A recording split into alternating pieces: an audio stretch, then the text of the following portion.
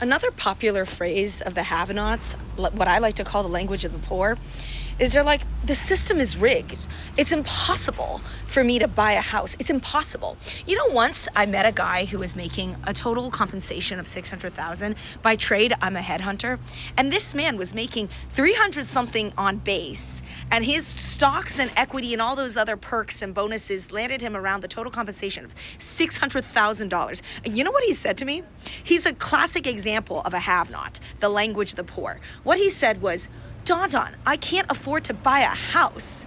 I was, first of all, disgusted because it makes me sad when I see people make such a large amount of money and complain about their financial situation because it's just so, like, I don't even know the word to describe it. So I said, how? How can you be broke when you're making $600,000? And he walked me through his monthly and yearly expenses. And he was like, every night I go out to eat, usually with a lady friend, and we spend about $100 at least every single day. And not only that, I live in a $6,000 a month rental. My car bills are $2,000 a month. I go on vacation, and he literally walked me through all of his expenditures.